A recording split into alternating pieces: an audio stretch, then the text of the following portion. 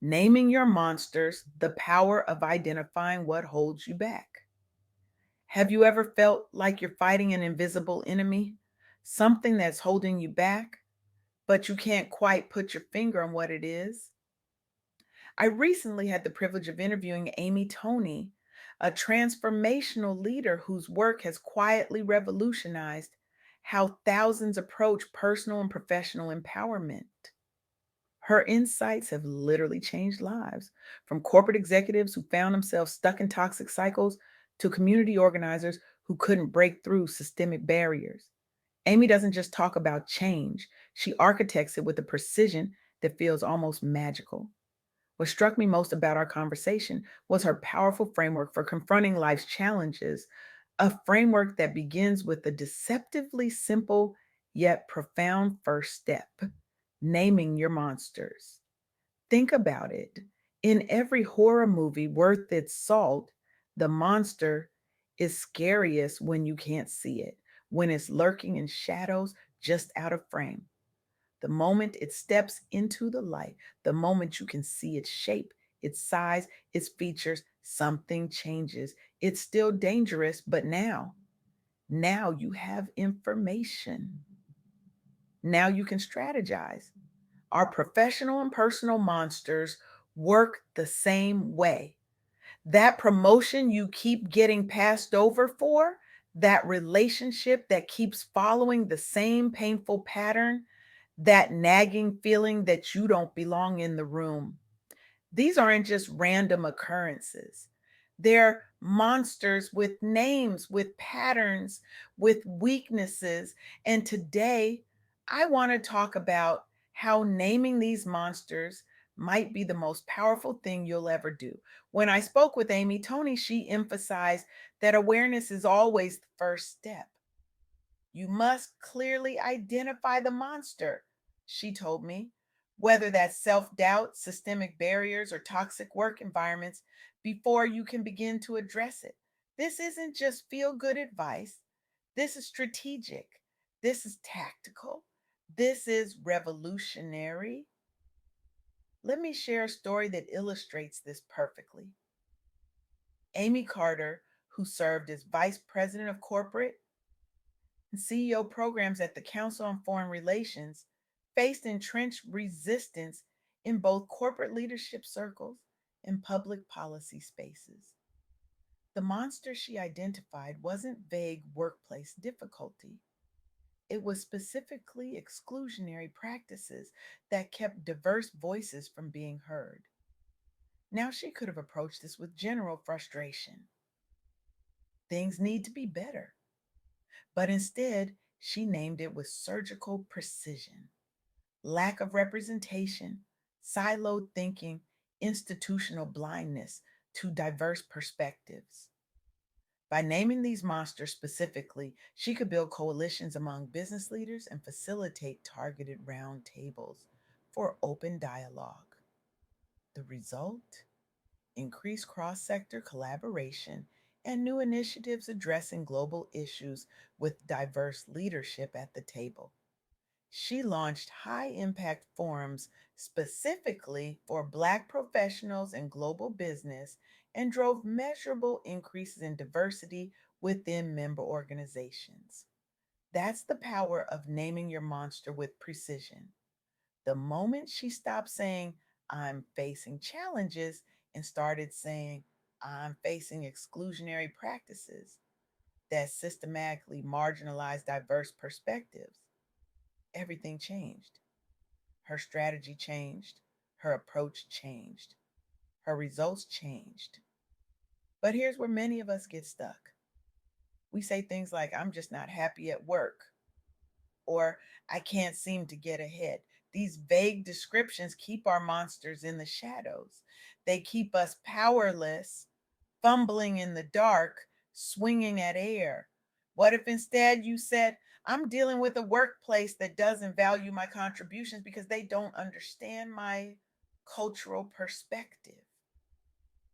Or I'm facing imposter syndrome that makes me second guess every decision, which is slowing my career progression. Now we're getting somewhere. Now we have something to work with. Now, the monster has a shape, a form, a name, and named monsters can be fought. This isn't just about professional challenges either. This applies to every aspect of our lives. During the Great Depression, Aimee Semple McPherson recognized poverty as the societal monster affecting her Los Angeles community. She didn't just vaguely wish things were better, she named it poverty and then mobilized resources creatively, organized efficient delivery systems, and advocated publicly for those most affected by economic hardship. What's fascinating is how her approach changed once she named the monster. She didn't just say people are suffering. She said people are hungry. People need medical care. People need childcare while they look for work. Each specific naming led to a specific solution. By naming poverty as the specific monster and then breaking it down into its component parts, she was able to feed thousands daily and establish sustainable models that were copied by other organizations nationwide. Her work shifted expectations about women's roles in both religious life and civic activism and sparked broader movements toward holistic community care. The monster had a name, the strategy had a target. The impact was transformational. But let's be honest, naming your monsters isn't always easy. Sometimes it's painful. Sometimes it means acknowledging truths we'd rather ignore. Sometimes it means admitting that the monster isn't out there at all, it's within us. Award winning author and professor Amy Fan uses storytelling to help students identify cultural stereotypes, their own internalized monsters. In her literature classes at California College of the Arts, BIPOC students often struggle with invisibility or misrepresentation within mainstream literary curricula, and faculty sometimes lack frameworks for addressing these issues directly. Fan solution: she designed curriculum units centered on modern folk tales and monster metaphors so students could name their obstacles. Racism, xenophobia, cultural erasure, and develop critical tools together. The result was richer classroom discussions that empowered marginalized voices, leading to higher student engagement and more inclusive syllabi adopted campus wide. One student told her, I never had words for why I felt so invisible in the books we read. Now I can name it, and that means I can challenge it. That's the power of naming. That's the power of bringing monsters into the light by helping young creatives see their struggles reflected and giving them language and tools to combat them. Fan exemplifies how naming personal and cultural monsters leads directly to empowerment. This brings me to the second key insight from my conversation with Amy Toney. Once you've named your monster, you need strategic action. Not just any action, strategic action tailored to the specific challenge you've identified. Think about it this way: if you discovered your house had termites, you wouldn't call a plumber, you'd call an exterminator. The solution must match the problem. If your monster is imposter syndrome, taking another certification course probably isn't the answer. Working with a coach on confidence and self talk might be. If your monster is lack of access to decision makers in your industry, attending more general networking events probably isn't the solution. Finding a specific mentor who can open doors might be. Strategic action means responding with intention, not just reaction.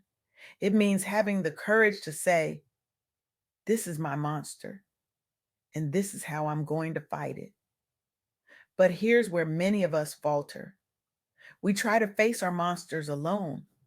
And that brings me to the third powerful insight from Amy Toney. Empowerment through community. You don't have to face your monsters alone. In fact, you shouldn't. Find support systems, mentors, peers, professional networks that help hold you accountable and celebrate your wins. This isn't just about having cheerleaders, though that helps. It's about having people who can see your blind spots, who can offer perspectives you might miss, who can hold space for you when the fight gets tough. Because it will get tough. Monsters don't go down easily. I'm reminded of something a wise woman once told me. The monsters you're unwilling to name will always have power over you. Think about that for a moment. The monsters you're unwilling to name will always have power over you. What monster have you been unwilling to name? What challenge have you been describing in vague terms, keeping it safely in the shadows where you don't have to fully confront it? Is it the subtle racism that makes you work twice as hard for half the recognition? Is it the voice in your head that says you don't deserve success? Is it the fear that if you set boundaries, people will stop loving you?